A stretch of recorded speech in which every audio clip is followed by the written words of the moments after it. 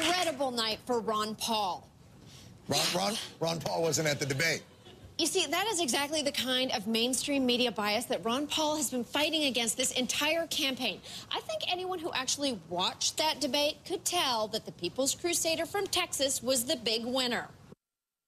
The Daily Show, keeping hope alive for Congressman Ron Paul. He didn't really get to face off against John McCain and Barack Obama, but Paul did get to say his piece about the bailout on the House floor, warning that it could destroy the dollar and the global economy. Congressman Paul joins us now live from Clute, Texas. Congressman, great to see you. I was browsing around on your website this morning, Campaign for Liberty, and right there on the very front page, you are appealing to your supporters, and there are tens of thousands of them, to get in touch with key senators to tell them to vote this bill down when it comes to a vote in the Senate at sundown tonight. Why do you want them to vote it down? Well, I think it's a bad bill. I think it's bad for the taxpayer. I think it's doing more of the same thing. The same policy that we're following now with this bill is exactly how we got into that trouble. And, you know, I really don't have that much clout in Washington, D.C., and I recognize it. But there are a couple people outside of Washington that care about what I'm thinking and care about free market Austrian economics, and they will respond. And I think we did help generate a little bit of mail to the House members. So you go where you can have the influence, and I think the people, the grassroots, understand this a lot better than the members of Congress give them credit for. So instead of the bills that are currently before the Senate, the one that may be before the House as early as Thursday, what would you do?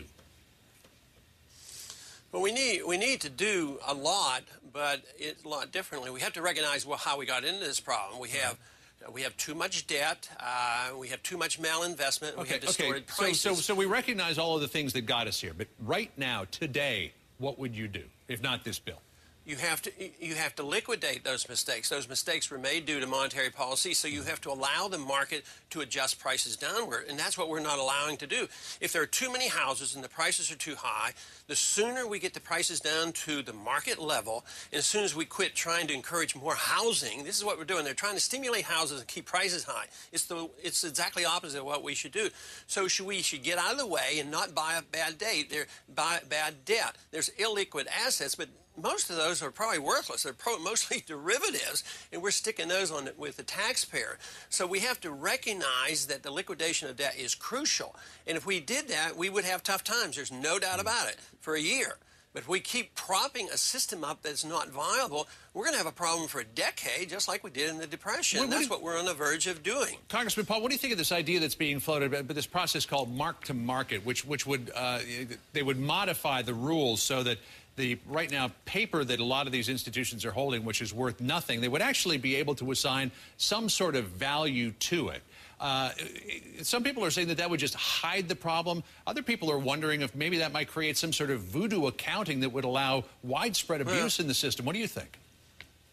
It demonstrates the problem. You know, when they prevented them from marking them down, this was an SEC regulation, shows how regulations backfire. If you had a market economy and if you had a market-adjusted FDIC where insurance was based on the strength of the bank, this would have happened on a daily basis. But instead, we insure everybody, no matter what the bank is doing, and we do it either we overkill, we either give too much credit on bad investments, or then we make changes all of a sudden, and they're drastic to what they have done.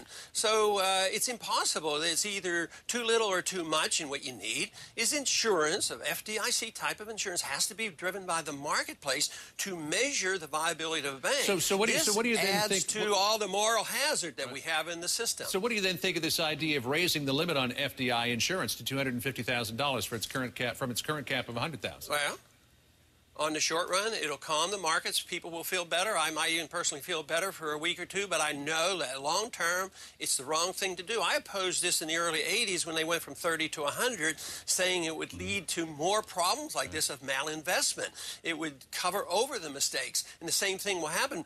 But if we raise it to 250, people are going to feel better, but it will keep the bubble going for a little while longer and putting more pressure on the dollar. The dollar lasts longer. Then finally, the world will give up on the dollar, and then we will have a big problem that nobody has even really begun to think about. A lot of people might hope that you're wrong with your projection, but I do too. Yeah. I hope I'm wrong. You tend to be right about these things on occasion, though. Dr. Paul, it's good to talk to you. Appreciate it. Thank you.